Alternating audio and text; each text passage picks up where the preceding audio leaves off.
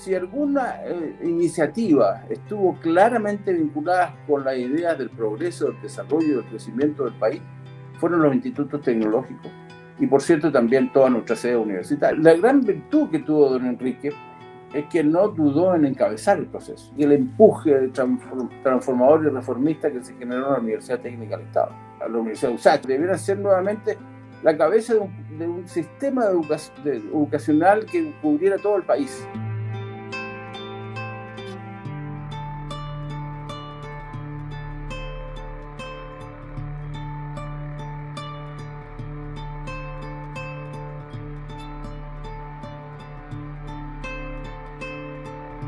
Un saludo muy cordial para la universidad, para nuestra universidad, para USACH y, por cierto, para la Universidad Abierta de Recoleta. Me parece fantástico que tengamos la posibilidad de rememorar hechos que creo que son muy significativos, no solamente para uno, sino que para el país y para el mundo universitario.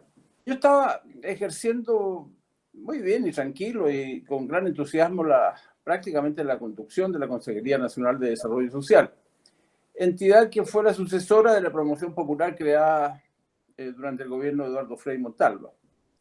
Ahí, claro, básicamente estaba vinculado con las tareas de planificación de todas las tareas que tenía la Consejería a través de todo el país. Tarea que yo por lo más recuerdo con mucho cariño, porque además la Consejería fue la autora de uno de los proyectos más hermosos que se hicieron en tiempo de la Unidad Popular, como fueron los balnearios populares. Prácticamente todas las universidades previo a la Unidad Popular, lo que se produjo fue una gran conmoción democrática y por lo tanto había que conquistar los votos para ser elegido decano o secretario general o rector de la universidad. Había que, en el caso de la Universidad Técnica, recorrer todas las sedes, desde Antofagasta hasta Punta Arenas. Que la lucha por un nuevo estatuto universitario se inició en el 68, 68, a la par de lo que también sucedió en otras universidades del país. La Universidad Católica vivió un periodo extraordinariamente agitado. La famosa frase "el mercurio ambiente" puesto en el frontis de la Casa Central de la Universidad Católica indicaba el grado de euforia y necesidad de cambio que se estaba manifestando fundamentalmente en el movimiento estudiantil. En la Casa Central de la Universidad de Chile también hubo tomas y mucha violencia entre estudiantes demócratas cristianos y estudiantes de izquierda. Se tomaron muchas sedes universitarias. Y en la Universidad Técnica también. La Universidad Técnica estuvo tomada mucho tiempo. Y la tarea era reformar las universidades y, por lo tanto, expresarlo en un nuevo estatuto. Prácticamente todos los estatutos de estas universidades, fundamentalmente de la Chile y de la Universidad Técnica, se promulgaron durante el periodo del presidente Allende. ¿Cuál era el contenido fundamental? Primero, la universidad tenía una responsabilidad social. Las universidades no podían seguir siendo cúpulas alejadas de la sociedad y, por lo tanto, de las necesidades del mundo concreto de nuestro país.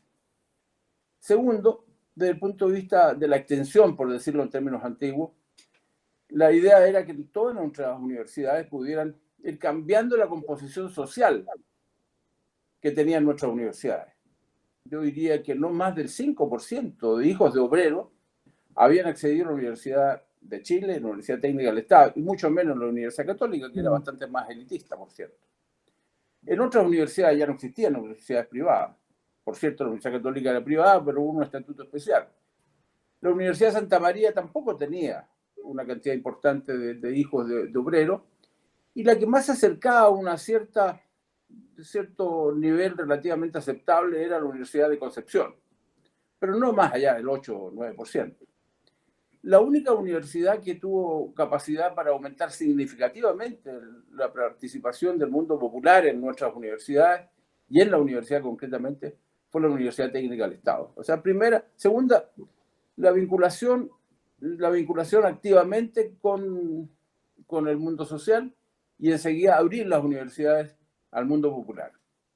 Yo diría que el tercer aspecto, ya claramente académico, era la idea de la democratización de la enseñanza o de la vida académica. Y por eso se ha autorizado, por ejemplo, a cada universidad que pudieran tener en cada cátedra cátedras paralelas, lo que permitía que los estudiantes pudieran elegir. Segundo, habría la posibilidad de tener propedéutico, vale decir, en primer año un conjunto de ramos que permitían posteriormente en el segundo año a todos aquellos que lo hubiesen cursado de manera exitosa la posibilidad de seguir alternativamente algunas otras carreras distintas a las que habían pensado originalmente. Lo tercero, la elección de los profesores y elección de los decanos, cosa que no ocurría. Normalmente los decanos eran elegidos por los profesores y los estudiantes no tenían absolutamente ninguna participación. Por lo tanto, el 25% también empezó a aplicarse en la elección de decanos, por lo tanto, de cada una de las facultades que componían todas las universidades, particularmente la Universidad Técnica del Estado. Creo que hay que tener presente, por lo tanto, que esto se aplicó en el caso de la Chile y en el caso de la Universidad Técnica a través de todo el país. Vale decir, cada una de nuestras sedes universitarias, en virtud del estatuto, elegían su vicerrector, los decanos, con participación tanto de los funcionarios como de los estudiantes. Si uno mira para el pasado, por cierto, yo creo que no hubo una participación tan activa como debiera los estudiantes en los consejos superiores.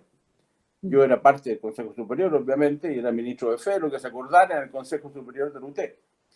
Y a menudo los estudiantes estaban mucho más preocupados por razones obvias en las enormes tareas que se estaban desarrollando para defender y desarrollar el proceso de la Unidad Popular.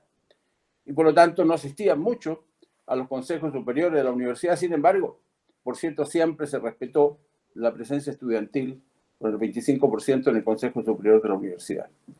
Otro aspecto importante del estatuto universitario es que el Estado se comprometía claramente con todas las universidades, pero particularmente con las universidades del Estado, a financiar todas las actividades de nuestra universidad. Por lo tanto, se aseguraba la gratuidad de la enseñanza, por lo tanto, se aceptaba o se promulgaba de alguna manera la necesidad de que los profesores tuvieran un ingreso relativamente aceptable para la época. Y por lo tanto se permitía el financiamiento de tareas que habían quedado bastante rezagadas en las universidades del Estado, como eran las tareas de investigación.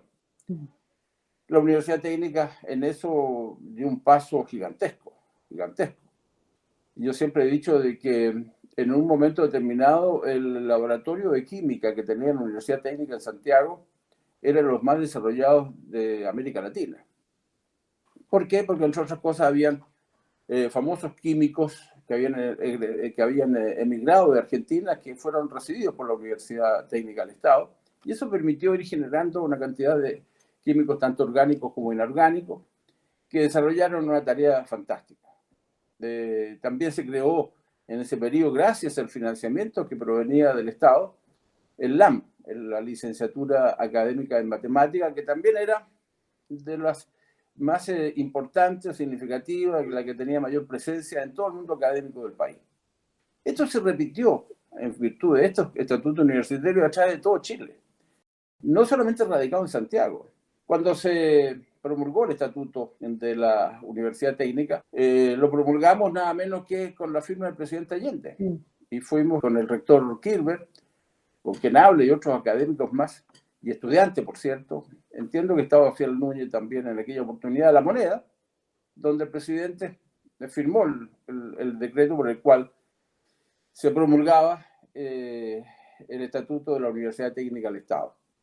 Las universidades de tipo universidades técnicas y Universidad de Chile, es decir, las universidades claramente más vinculadas con el Estado, tenían necesariamente que asegurársele en el estatuto, en el presupuesto de la Nación, un financiamiento adecuado. Por cierto, tuvimos muchas dificultades, porque las dificultades económicas que empezó a vivir el gobierno del presidente Allende nos obligaban permanentemente a ir al Ministerio de Hacienda para que nos suplementaran algunos ítems de la universidad. Pero nunca tuvimos dificultades. El esfuerzo que hizo el presidente Allende y los ministros de Hacienda que él tuvo es cumplir con lo que el estatuto fijaba claramente, la necesidad de que el Estado se comprometiera con el financiamiento de las universidades estatales. Y creo que, por lo tanto, un estatuto progresista. Por algo, rápidamente, después del golpe de Estado, dejó de existir el estatuto. Por algo, rápidamente, los famosos rectores delegados, lo primero que hicieron es poner los estatutos bajo 7 llaves y, por lo tanto, que no se aplicara por ningún motivo, porque no se podía aplicar. En el caso de la Universidad Técnica era absolutamente imposible que se aplicara el 25%, por ejemplo, del Consejo Superior. Por lo demás, el Consejo Superior dejó de existir. Y por lo tanto, tal como el país era manejado dictatorialmente, nuestras universidades también lo fueron. Y la Universidad Técnica, lamentablemente, vivió situaciones demasiado dramáticas en ese momento. La sede, por ejemplo, la Universidad de Copiapó, que conozco muy bien, se especializó claramente en las ingenierías de minas, por razones obvias. También la Universidad de Antofagasta, claramente vinculada con Codelco, nacionalizado, por cierto. En la universidad, la sede de nuestra universidad en Valdivia, se vinculó claramente con las actividades marítimas, y por lo que teníamos además la posibilidad de construir barcos de pequeña envergadura, pero barcos, al fin y al cabo, de la Universidad Técnica. La sede de la Universidad de Concepción se vinculó claramente con tareas propias de la región, vale decir, el mundo pesquero, el mundo forestal. Y por cierto, en Magallanes fue una universidad clave para la mantención del proceso de explotación de nuestro petróleo. La mayor parte de nuestros ingenieros que estaban en ENAP en aquel momento eran al mismo tiempo profesores de nuestra sede de la Universidad Técnica en Magallanes. Por lo tanto, el estatuto fue extraordinariamente flexible. Hoy día quisiéramos que no estuviera sometido la educación superior al mercado, porque ahora tendríamos la posibilidad cierta de que todas las sedes o todas las universidades que hay regionalmente y que pertenecen al Estado pudieran especializarse en las tareas propias de la región donde están adscritas. La Universidad Técnica, la Universidad USACH, digamos, debieran ser nuevamente la cabeza de un sistema educacional que cubriera todo el país. No digo que dependiendo de la manera en cómo dependían nuestras sedes de la Casa Central de la Universidad Técnica, pero sí con un grado de participación o de influencia o de relacionamiento con todas las universidades que alguna vez formaron parte tanto de la Universidad de Chile como de la Universidad Técnica del Estado. Siempre he dicho que si existió una política de educación superior verdaderamente revolucionaria fueron los institutos tecnológicos. Hoy día, claro, INDAP, o no, INACAP, se ha apropiado de todo lo que fundó, lo que creó, lo que desarrolló la Universidad Técnica a través de sus institutos tecnológicos. Y yo lamento mucho que, por lo tanto, esa educación, la educación de ingeniería de término medio, hoy día está en manos privadas y no como lo hicimos en la Universidad Técnica, en manos del Estado, en manos de la Universidad Técnica. Y recuerdo que fue revolucionaria porque nadie pensaba que en Arica pudiéramos tener un instituto tecnológico, por lo tanto, impedí que los estudiantes o los jóvenes, hombres o mujeres, tuvieran que trasladarse a Iquique o a Antofagasta para estudiar. Pudieron empezar a estudiar carreras de ingeniería de ejecución o carreras técnicas propiamente tal en el mismo Arica. Eso sucedió en Antofagasta, en Copiapó, en Arica, en fin, en todo Chile. Hasta, como lo recordó recientemente el Aysén. En Aysén tuvimos dos sedes. Curiosamente, podríamos haber tenido solamente una, pero nos dimos el trabajo de tener dos. Una en Puerto Aysén y otra en Coyhaique. En cada una de las sedes, además, tuvimos institutos tecnológicos. De la universidad, el de la sede central, vale decir, el Instituto Tecnológico de Santiago, tenía más de 1000 estudiantes. Y ahí se impartieron una cantidad importante de cursos técnicos y de ingeniería de ejecución, vale decir, de 4 años. Y el carácter técnico de las carreras que empezaron a impartirse entre los institutos tecnológicos estaba claramente vinculado con las tareas del desarrollo y del crecimiento económico de nuestro país. Vale decir, Chile vivía un proceso de sustitución de importaciones, teníamos una industria relativamente incipiente, había que mejorarla, había que incorporar valor agregado y fundamentalmente conocimiento, información adecuada técnica o tecnológica de los procesos productivos que se estaban dando en todo ese sector de la economía del país. ¿Y quién lo proveía? ¿Qué universidad iba a estar en condiciones de entregar educación técnica en 2 años que permitiera el mejoramiento de la industria del plástico, por ejemplo? Y eso no fue abierto solamente a las industrias que pudieran estar intervenidas o nacionalizadas por parte del gobierno popular, sino que también a las industrias privadas.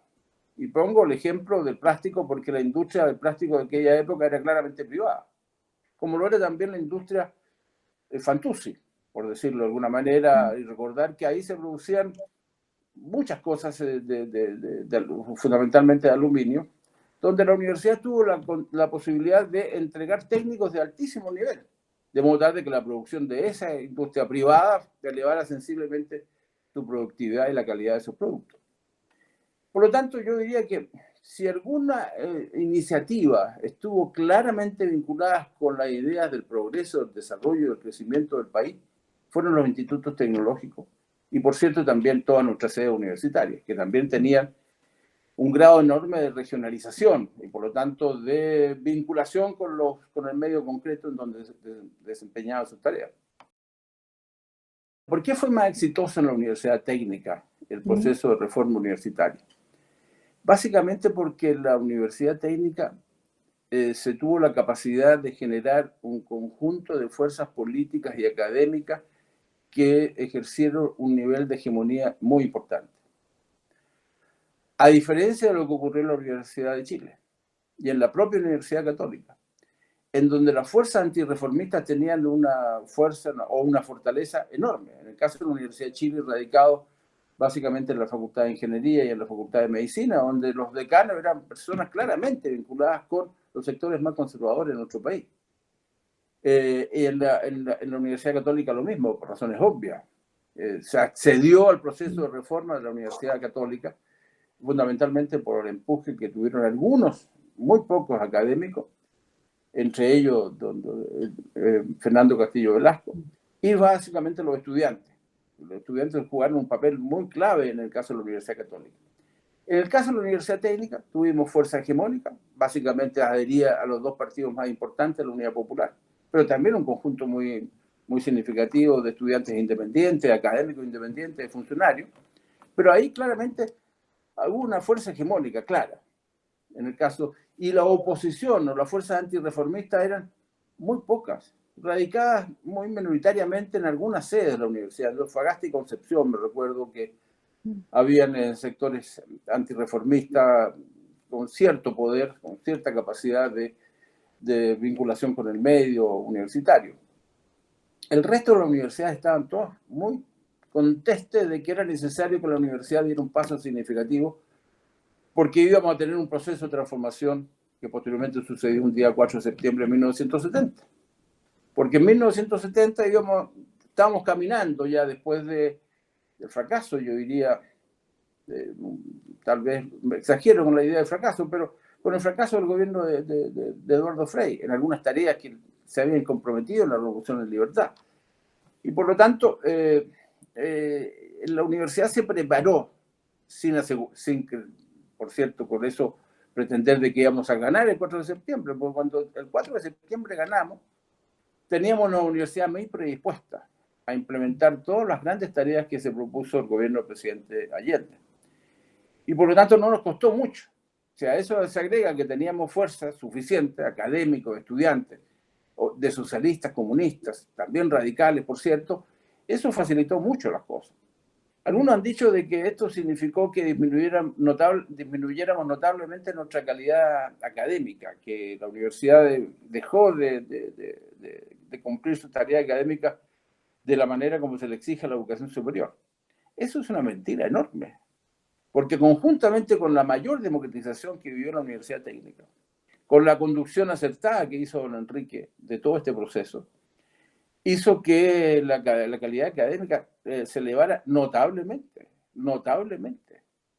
Ya dije los laboratorios, ya dije el LAM, pero también desde el punto de vista cultural, la universidad que más se vinculó con el medio fue la Universidad Técnica del Estado, a través de la Vicerrectoría de Asuntos Culturales o Comunicacionales. Por algo, Víctor Jara era parte de la universidad. Por algo el Quilapayún, por algo el Inti Illimani. Teníamos un conjunto teatral de primer nivel que competía en calidad con la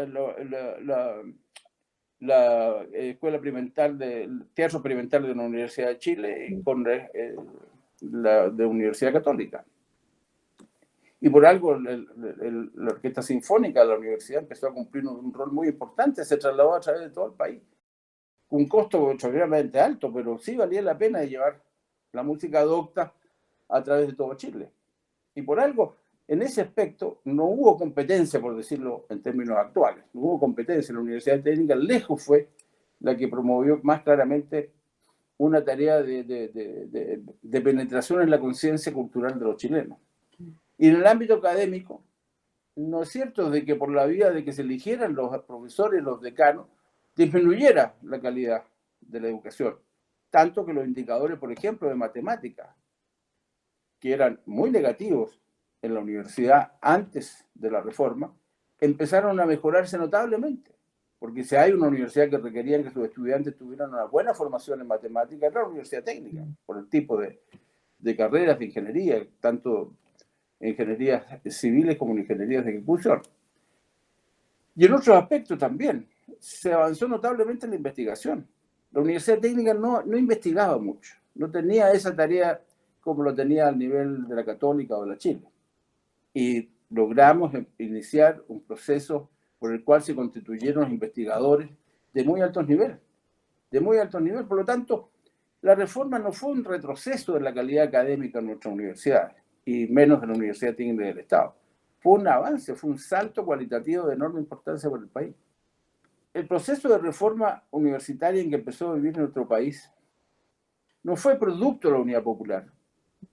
Es cierto que tampoco la Unidad Popular fue producto de la reforma universitaria, pero la reforma universitaria de todas las universidades del país, incluyendo las privadas como la Universidad Católica, la Universidad de Concepción, la Universidad Federico Santa María, ayudaron notablemente a la generación o acentuación de los procesos de cambio que estaba exigiendo la sociedad chilena. Hay algunos que sostenían, la ultraizquierda fundamentalmente, la idea de que el proceso de reforma universitaria tenía que vincularse necesariamente con las tareas de la revolución. Algunos sosteníamos, por el contrario, de que no había meter en una tarea estrictamente política a la universidad, es que el proceso de reforma universitaria tenían que coadyuvar al proceso de transformación que el país estaba exigiendo. Porque ese proceso de transformación lo iban a hacer básicamente las clases más desposeídas del país, no los estudiantes. Los estudiantes conjuntamente con los obreros, pero fundamentalmente los obreros, los trabajadores del país, a los que el presidente Allende convocaba fundamentalmente a través de la Unidad Popular. La universidad lo que tenían que jugar un rol importante en la tarea de hacer factible o posible las transformaciones que se proponía la Unidad Popular. ¿Qué es lo que dijo sobre la Universidad Técnica? Y yo diría que la vinculación de la Universidad Técnica fue de tal manera que en algún momento pensamos que la universidad tenía que convertirse en una suerte de academia de ciencia que ayudara al desarrollo científico-tecnológico del país. Para lo cual, por cierto, había oposición, porque algunos pensaban que solamente la universidad tenía que concentrarse en sus tareas estrictamente académicas, de formación. Había un otro, yo entre ellos, que sosteníamos que la universidad tenía que dar paso a algo que no existía en nuestro país, todavía no existe, una academia de ciencias de alto nivel, que fuera capaz de desarrollar lo que ya estaba en cierne en el mundo, que es la revolución científico-tecnológica. Ya había un Sputnik dando vuelta el planeta, se estaba desarrollando la era digital de una manera acelerada. Ya la Universidad Técnica se había propuesto de incorporar rápidamente esa tecnología, tanto que se construyó un pabellón en la Casa Central, en donde estaban cobijadas las actividades vinculadas con la computación y la digitalización. Por lo tanto, porque el país era un país, Chile era, y lo sigue siendo de alguna manera ahora, un país que necesita mucho valor agregado a sus actividades económicas. Y para eso hay que tener un nivel muy alto de ciencia, de tecnología, un nivel de conocimiento. El presidente Allende lo entendió así. Tanto que el primer país de América Latina, las cosas que no se dicen normalmente para analizar la experiencia de la Unidad Popular, es que el primer país de América Latina que incorporó la computación en las tareas de la administración pública fue el gobierno de la Unidad Popular. El gobierno de la Unidad Popular trajo las primeras máquinas IBM que se estaban comercializando en el mundo. Por cierto, Estados Unidos no quería proporcionarlas, pero las conseguimos de otra manera. Y por lo tanto, toda la administración pública, por decirlo en términos concretos, la primera vez que en un país de América Latina los cheques de los funcionarios se hacían a través del sistema de computación. Por lo tanto, había un espíritu, por lo tanto, había una disposición de generar a través de las universidades, pero fundamentalmente a través de nuestra universidad, la Universidad Técnica, una suerte, no le pongo otro nombre, pero de instituto de estudio de la revolución científico-tecnológica que nos permitieran tanto en salud como en vivienda, como en todas las áreas que son necesarias para el desarrollo y el progreso de un país, tener especialistas de alto nivel, que se especializaran en Francia, Inglaterra, da lo mismo, la Unión Soviética, aquel tiempo, Estados Unidos. Lo importante era que tuviéramos como responsabilidad del Estado, y por eso lo radicaba fundamentalmente en la Universidad Técnica, con responsabilidad del Estado, generar las condiciones para que Chile no se quedara atrás en lo que era eminente ya en los años 70, que era la revolución que estamos viviendo todavía de una manera tan importante en nuestra vida cotidiana. Angela Davis tiene que haber llegado gracias a la invitación que hicieron los estudiantes, tanto de la técnica como de la Universidad de Chile. Las dos estaban dirigidas a las federaciones, me refiero por los jóvenes comunistas. Y a Angela Davis se le acusaba de haber sido comunista en Estados Unidos. Nunca lo fue, por cierto. Pero bueno, era una persona que estaba en contra del estatus, que todavía sigue existiendo como una cosa dramática en la sociedad norteamericana. Por algo ella se rebeló. Y por lo demás, porque tenía un nivel de preparación intelectual y científica muy notable.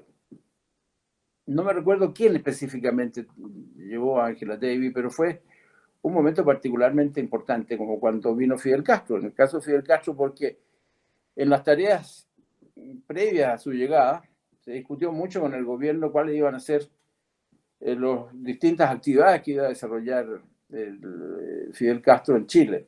Nunca pensamos que se iba a estar 23 días, por cierto, que fue la visita de Estado más larga que se conoce en la historia de la humanidad. Era tal su entusiasmo de él y de los chilenos, en fin, de permanecer en nuestro país, de conocer de Arica a Magallanes, de conocer el desierto, conocer el hielo del sur, en fin. Y ahí incorporamos a la Universidad de Chile, porque la Universidad Técnica, porque la Universidad de Chile no lo iba a invitar, porque el rector había salido elegido en ese momento Edgardo Benniker, y por lo tanto era muy difícil, menos la Universidad Católica, por cierto. Entonces la vinculación que él tuvo con el sistema de educación superior, con las universidades de nuestro país, fue a través de la Universidad Técnica. Y en el caso de Paulo era nada menos que premio Nobel. Y premio Nobel de Ciencia y Tecnología, y por lo tanto estaba muy vinculado con lo que pretendía hacer la universidad. También era un hombre que se decía de izquierda, que era un hombre muy progresista. Por cierto, estuvo en contra de todas las artimañas que empleó durante la Guerra Fría de Estados Unidos, pero era básicamente un intelectual o un científico.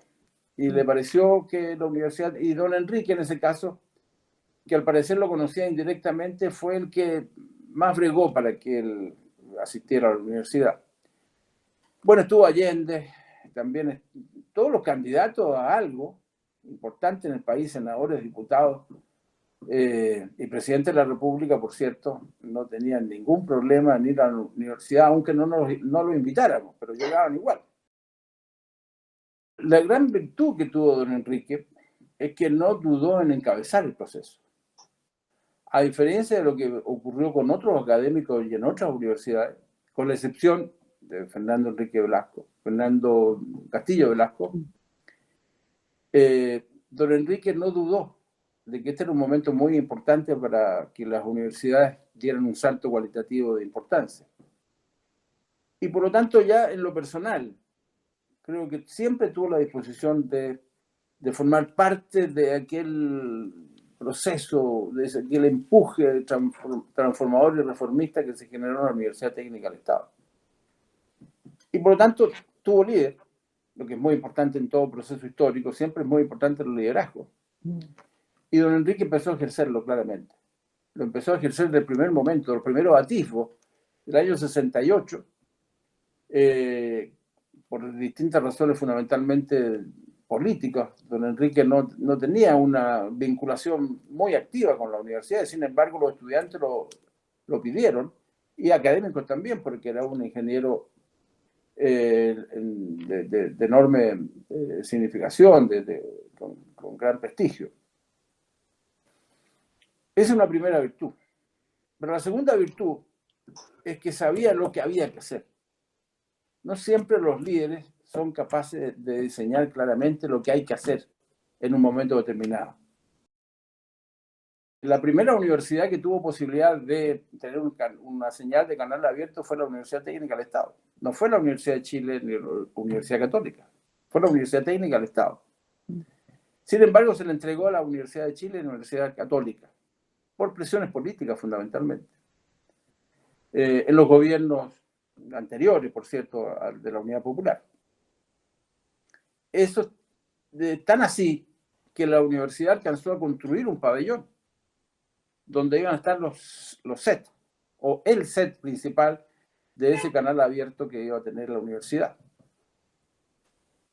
Lo segundo que quiero decirte es que el proyecto se avanzó tanto que teníamos lugar en donde iba a estar radicada el canal abierto de la Universidad Técnica del Estado, ubicado en la calle Caminga. Segundo, se alcanzó a levantar una antena provisoria en ese mismo lugar. Una antena pequeña, pero antena al fin y al cabo.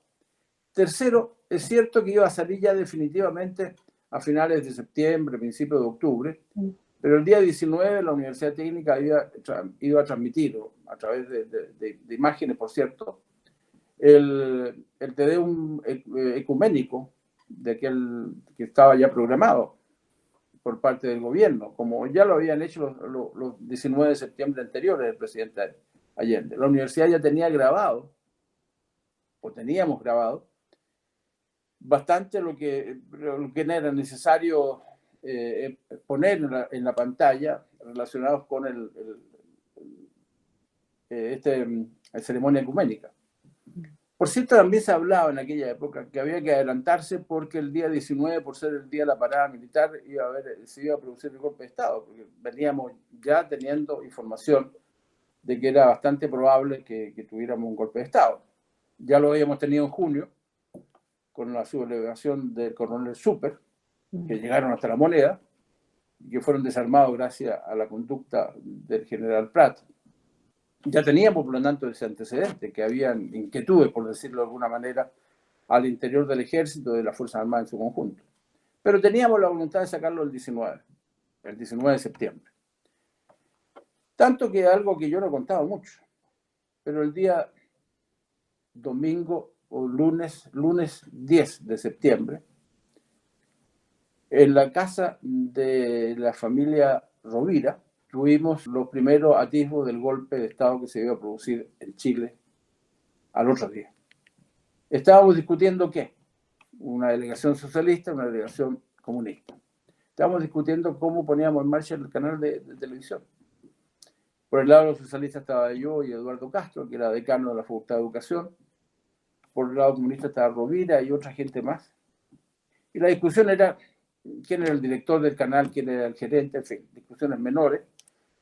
Pero alrededor de las 4 de la mañana, bastante tarde, tuvimos la información de que habían movimientos de tropas en Valparaíso. A mí me informó muy directamente el que era en ese momento senador Eric Schnake, y por lo tanto paramos la discusión, porque lo que se iba a producir era un hecho que en ese momento no atisbábamos que pudiera ser tan brutal como fue el golpe al otro día. Pero estábamos discutiendo sobre el canal. No estábamos poniendo de acuerdo. Porque queríamos sacarlo el día 19. Teníamos cámaras. Las cámaras nos fueron proporcionadas directamente por el canal el canal de televisión nacional.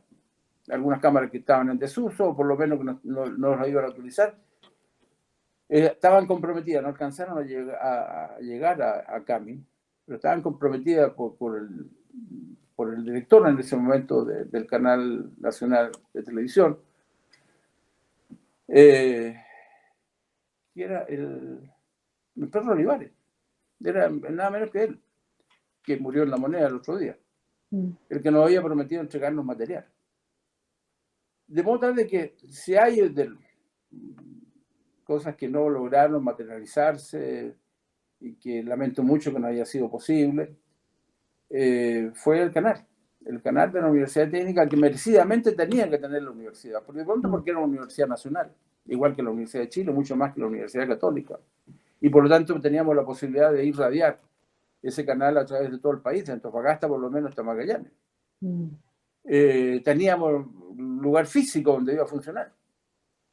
Teníamos gente que tenía disponibilidades para ejercer tareas de dirección. Yo estaba dispuesto a dejar la Secretaría General e irme al canal. Así de importante que estimaba que era el canal que íbamos a sacar y que se frustró por razones que conocemos. Llegó al paraíso. Y por lo tanto se estaba en proceso de desaduanar los elementos del planetario. Pero obviamente que la construcción del lugar, sabía el mismo lugar que tiene ahora, pero no se había empezado siquiera la construcción del lugar en donde iba a estar desplegado el planetario. Pero el planetario alcanzó a llegar.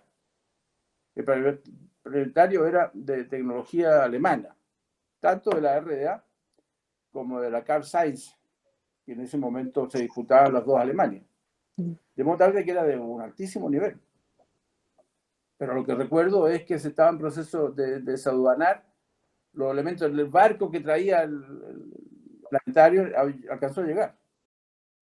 Y por lo tanto, no le fue difícil, porque la tarea la habíamos cumplido nosotros básicamente, instalar después el planetario donde está instalado actualmente. Pero eso no fue tarea del rector delegado ni de las autoridades que se hicieron cargo de la Universidad Técnica. Eso básicamente fue gracias a la gran inquietud que teníamos y al trabajo muy específico que hizo Hernán Vega, que recientemente falleció. Hernán Vega era el encargado internacional de la Universidad Técnica y él tenía una vinculación con las dos alemanas y fundamentalmente con la RDA. Porque íbamos a firmar un convenio entre la Universidad Técnica de Dresden con la Universidad Técnica del Estado, de modo tal de que los estudiantes pudieran viajar a Dresden y viceversa los alemanes venir a la Universidad Técnica. Íbamos a firmar. Y dentro de los acuerdos o convenios que se estaban suscribiendo estaba aquel de que la RDA y también con elementos de la Carl Zeiss de Alemania Occidental pudieran generar las condiciones para que técnicamente en Chile pudiéramos tener un planetario como el que tenemos actualmente, que no será de primer nivel, pero es bastante decente, digamos, de alguna manera en relación a lo que yo he visto en otros lugares del mundo. Gracias por la entrevista y es bueno, espero que haya contribuido a un mejor conocimiento de la historia de la Universidad Técnica del Estado, de lo que fue ese enorme esfuerzo que se hizo a través de esta casa de estudios. Y bueno, también a la Universidad Abierta de Recoleta, mis felicitaciones por esa iniciativa. Y bueno, a tu disposición cuando lo estimes conveniente.